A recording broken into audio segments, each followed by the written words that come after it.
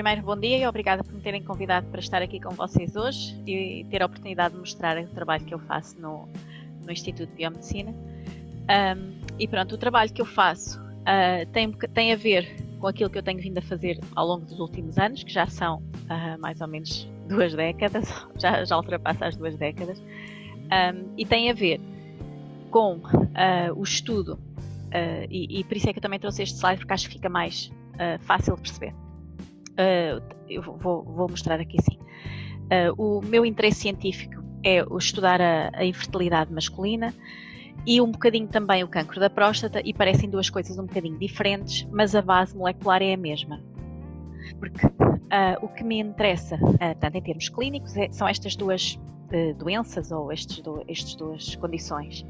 E, portanto, o que eu pretendo é explicar os mecanismos moleculares, identificar potenciais alvos moleculares que depois possam ser aplicados em termos de diagnóstico, prognóstico ou terapia. E o que é que estas duas coisas têm em comum? Têm em comum aquilo que eu venho a estudar desde sempre, que são complexos proteicos que envolvem uma proteína, que vocês com certeza já ouviram falar, que é uma fosfatase, que se chama proteína fosfatase 1. E porquê é que ela é tão interessante para mim? Porque ela está envolvida em muitos processos e, consoante o interactor a que ela se liga, os processos são diferentes. E se nós conseguirmos modular os complexos da proteína fosfatase 1, nós conseguimos regular mecanismos diferentes. E como eu comecei por me envolver na parte da infertilidade masculina ou da fertilidade masculina, depois passámos rapidamente para a parte do cancro da próstata, porque encontramos complexos da PP1 que estavam envolvidos na regulação do cancro da próstata, e foi basicamente esse o motivo que me levou a também me dirigir um bocadinho para o cancro da próstata, e porque era no sistema reprodutor masculino, claro.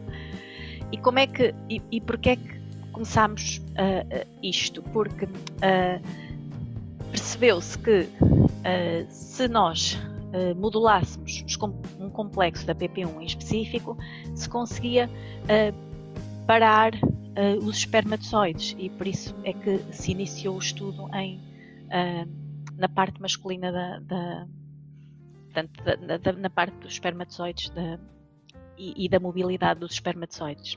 Já foi há alguns anos atrás que isso começou na altura com o meu orientador de doutoramento.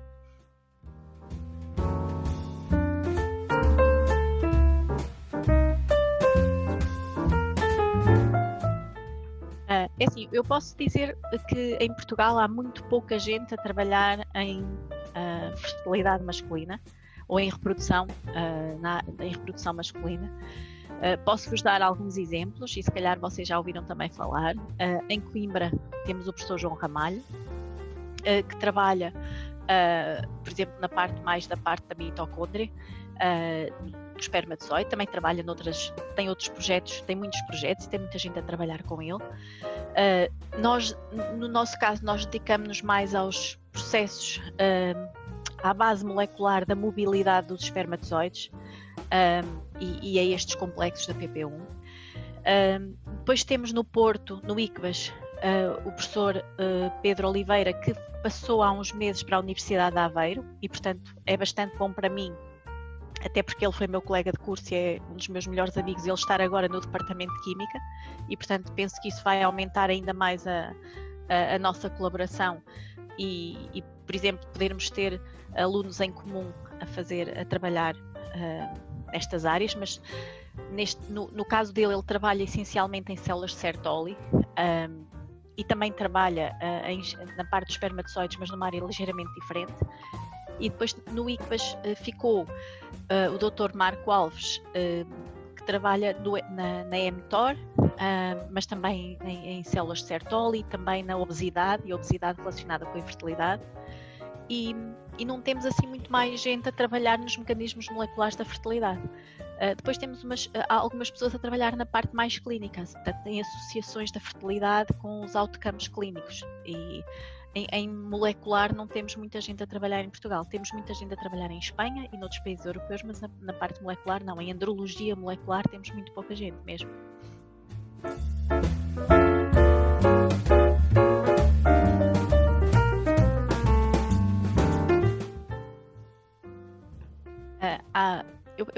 assim, se eu pensar bem, eu identifico duas dificuldades que não têm nada uma a ver com a outra, mas que têm um impacto grande no nosso trabalho. A primeira tem a ver com o facto de nós trabalharmos com espermatozoides. E os espermatozoides têm uma característica muito particular, ao contrário de todas as outras células, que é não se dividem em cultura. Portanto, no momento em que nós pegamos neles para trabalhar, podemos usá-los durante algumas horas e pronto, e depois vão para o lixo, não é? Se nós temos que tirar o máximo proveito deles daquele tempo, mas depois não podemos fazer experiências de dias e mantê-los em cultura e congelá-los para depois os dividirmos, etc. Ou seja, é um material biológico que é limitado. Depois, como é um material biológico e nós trabalhamos em humanos, a obtenção de material humano é sempre muito difícil. E exige trabalhar com clínicas, exige trabalhar com o hospital, exige ter sempre tudo o que tem a ver com a ética muito bem organizado e todos os protocolos éticos muito direitinhos, e são coisas que levam tempo, e portanto essas acho que são as duas principais dificuldades de trabalhar com amostras humanas e neste caso com os espermatozoides.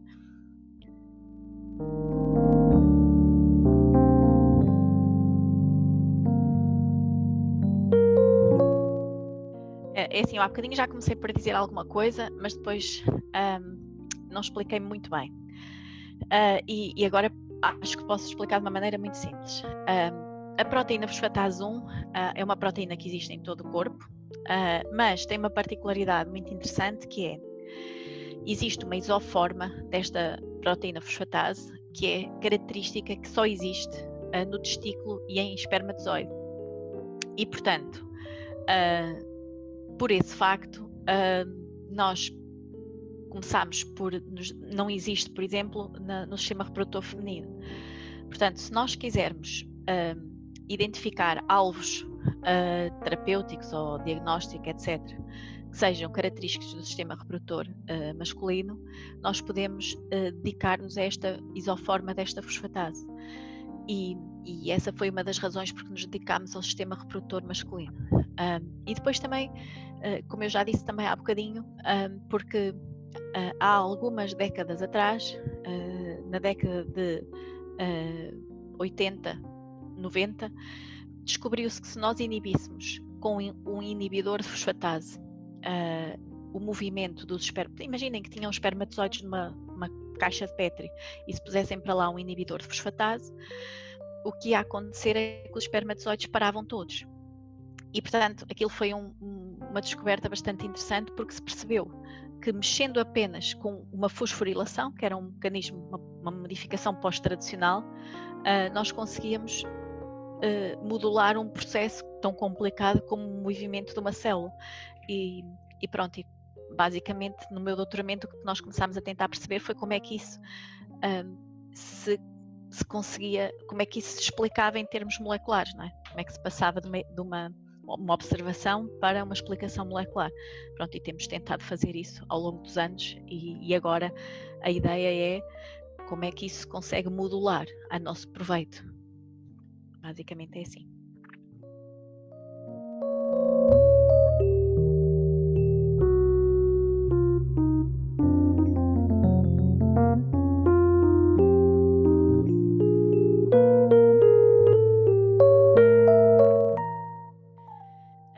Pronto, é assim, aquilo que mais me interessa e mais me motiva a trabalhar são dois temas. Aquele que eu mais gosto, assim, particularmente, é a parte da contracepção masculina, que eu já tenho vindo a trabalhar há algum tempo, e que eu gostava de ver um dia, não sei se vou lá chegar ou não, se calhar não, que era como nós, desde a década de 60, uma pílula para as mulheres, não é? Que é bastante eficaz. Portanto, toda a gente toma a pílula e cada mulher consegue controlar o seu potencial contraceptivo. No caso dos homens é um bocadinho mais difícil. E ao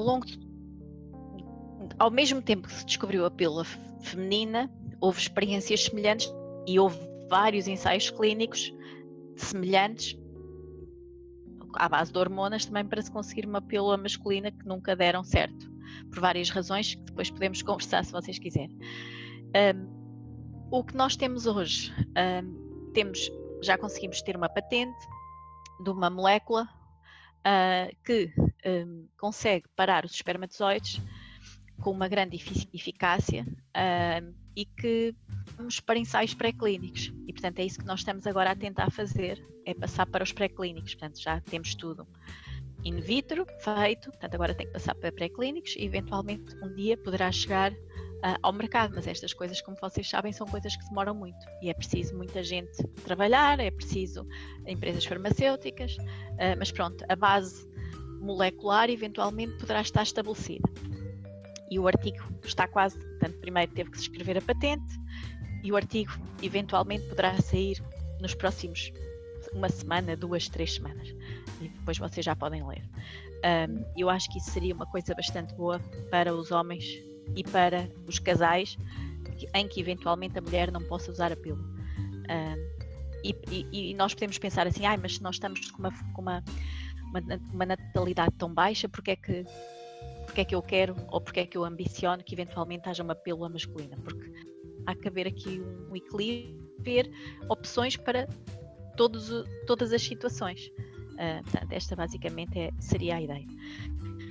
A outra coisa que me move também neste estudo é entender como é que funciona um espermatozoide, porque uma célula somática, em termos de mecanismos básicos fisiológicos, toda a gente compreende.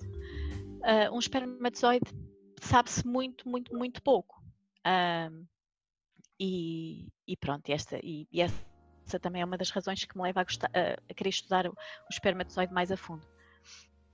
E não só para o manipular, não num sentido negativo, mas num sentido positivo, mas também, não só nos humanos, mas também muito em termos animais, porque se nós conseguirmos manipulá-lo em termos animais, podemos pensar, porque na área veterinária e na área da alimentação humana é bastante importante manipular portanto, a reprodução animal, e é uma área de bastante expansão.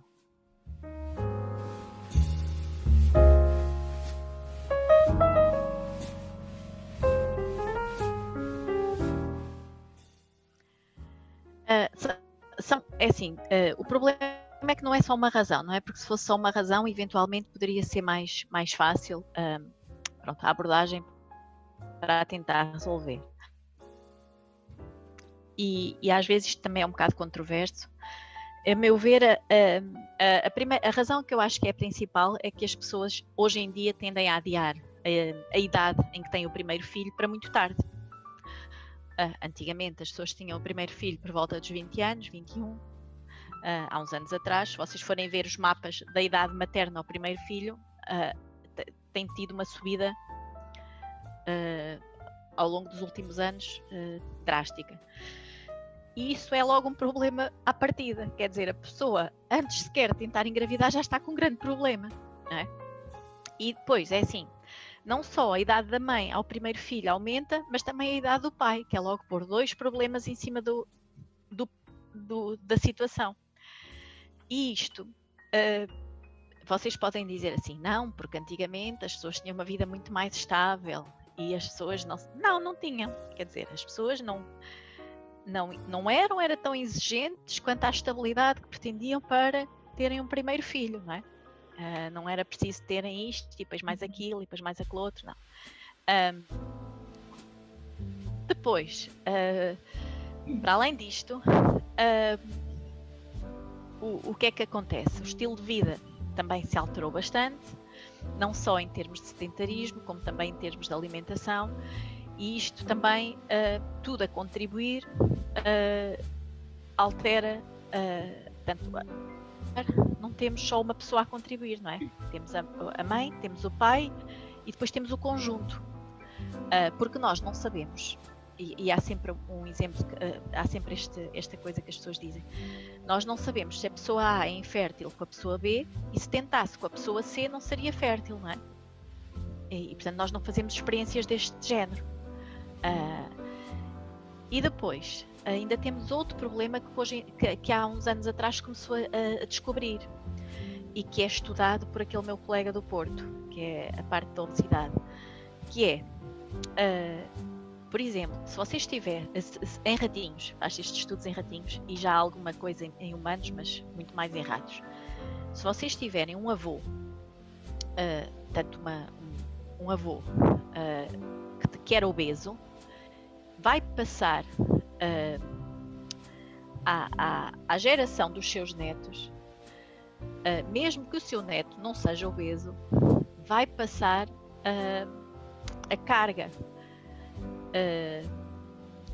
vai passar essa carga e o neto vai. Portanto, imaginem que o avô era obeso e tinha problemas de fertilidade e essa carga vai passar para a geração do neto. Portanto, nós temos, mesmo que o neto não tenha culpa nenhuma, vai levar com a carga genética do avô. Não, às vezes não é só genética, mas com aquela questão de metilação do DNA, etc. E isto é impossível de resolver, não é? Pelas gerações futuras, porque já vem de trás.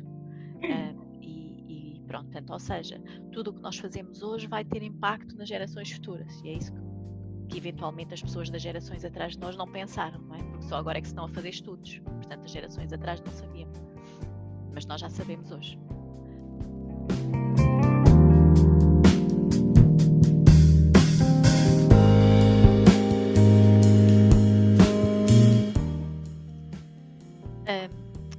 É assim, eu acho que nas últimas décadas houve grandes evoluções que não tinham havido nas décadas anteriores, porque na área da reprodução masculina, porque nas décadas anteriores o que aconteceu foi que quando se descobriu a ICSI, vocês já ouviram falar com certeza que é a injeção intracitoplasmática de um espermatozoide, que é pôr um espermatozoide dentro de um oócito, e isso resolve todos os problemas que o espermatozoide poderia ter, não é? Portanto, se nós pusermos um espermatozoide dentro de um oócito, se ele tiver, imaginem que eles só não resolve um problema, que é a ausência de espermatozoides. Imaginem que um homem não tem espermatozoides, não vai resolver o problema homem, não é? Ou se os espermatozoides estavam todos mortos, também não vai resolver, porque o oócito não vai conseguir começar a dividir-se para formar um embrião. Mas qualquer outro problema ou quase todos os problemas que o espermatozoide tinha, ele vai resolver. E portanto, nesse momento em que se descobriu a ICSI, houve quase 20 anos em que não se estudaram os espermatozoides, porque não era preciso. E isso foi um grande recuo na reprodução masculina. Até que as pessoas começaram a pensar assim, não, mais vale estudarmos a fisiologia dos espermatozoides, porque se calhar... E porquê? Porque se começaram a fazer muitos estudos nos bebés que iam nascendo de ICSI e se verificou que havia algumas doenças associadas a bebés ICSI. Por exemplo, havia um aumento, vou dar só um exemplo, de autismo, e começou-se a pensar, se calhar o melhor é pensarmos em tentarmos resolver os problemas dos homens inférteis antes de passar para ICSI, porque depois todas as pessoas que recorriam às clínicas de reprodução eram automaticamente mandadas para ICSI, porque era muito mais rápido e também mais caro, não é? Pagavam mais e a coisa resolvia-se muito mais rapidamente e as pessoas pagavam mais e ficava toda a gente contente. Hoje já se começa a pensar de outra maneira. Vamos tentar primeiro resolver o problema na base. Então, só se não se resolver o problema na base é que então se devia passar para ICSI. E então o estudo da fisiologia do espermatozoide é uma coisa que já está muito mais adiantada e já se pensa que é de bastante importância. Os estudantes de ciências biomédicas, tal como também de outras áreas, mas de ciências biomédicas também em particular, podem colaborar de várias maneiras. Podem colaborar, se gostarem de trabalhar na área da investigação, como é lógico, podem colaborar em projetos de investigação, fazendo doutoramentos, mestrados, etc. Mas também, se estiverem a trabalhar em clínicas de fertilidade, têm aí um grande papel, que é, se estiverem a trabalhar, não devem só fazer o seu trabalho de rotina, mas devem incentivar as clínicas que, nesse trabalho de rotina, as amostras devem ir para a investigação e não devem ir para o lixo, porque são dados muito, muito importantes que não se devem perder, porque esses dados são essenciais para a investigação e para depois se usarem para as pessoas fazerem depois melhor clínica. E o papel das pessoas que trabalham nas clínicas não devia ser só de rotina. E as pessoas que levam o background que os estudantes de ciências biomédicas levam é essencial para que o doutoramento misto, empresa, universidade é uma ideia muito boa, porque a empresa aí só tem que pagar uma parte do salário e ajuda bastante a empresa também.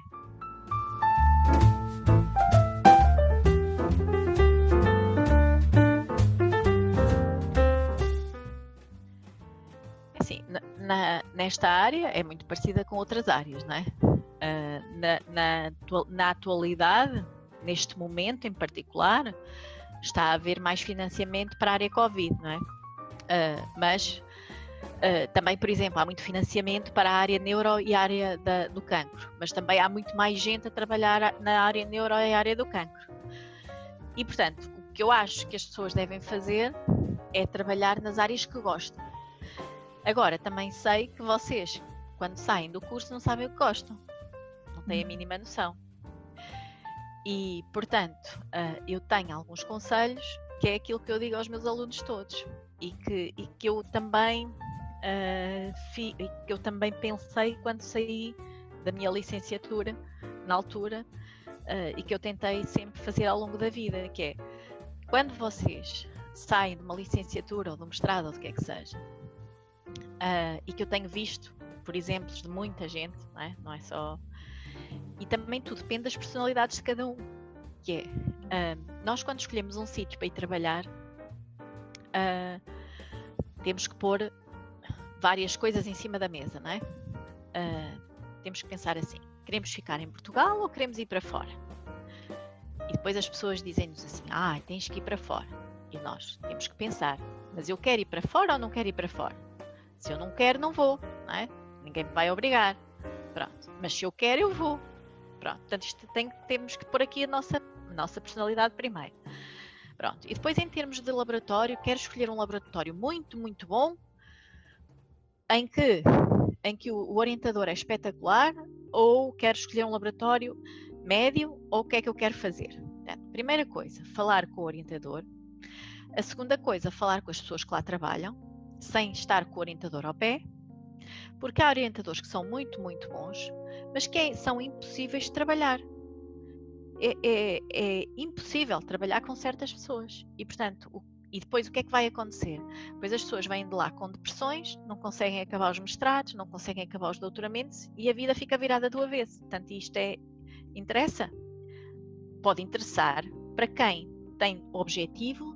E o único objetivo é, eu quero trabalhar no laboratório daquele senhor. Não me interessa se ele me manda trabalhar 20 horas por dia, se ele dá cabo da minha cabeça, porque eu vou aguentar, porque o meu único objetivo é trabalhar naquele laboratório. Pronto, portanto, isto depende das pessoas. Outra coisa, por exemplo, é verem, esta pessoa fez o mestrado neste laboratório, ficou lá a fazer o doutoramento, porque isto quer dizer que gostou de estar lá. Ou estas pessoas vão lá fazer o mestrado e nunca ninguém lá fica. Isto é um sinal de alerta. Estão a perceber o que eu estou a dizer? Porque isto são coisas que, quer dizer, vocês são inteligentes. Estão a perceber? Ninguém vos precisa de estar a dizer isto para vocês perceberem estas coisas. E agora, vou ficar em Aveiro, vou ficar no Porto, vou ficar em Lisboa. É igual. Vocês têm que decidir para onde é que querem ir, não é? Depende tudo também da vossa vida privada, etc. Não tem, não é, pronto, tanto faz, isto não, é assim, a vida é trabalho, é família e portanto isto tem que ser gerido de uma maneira saudável, não é?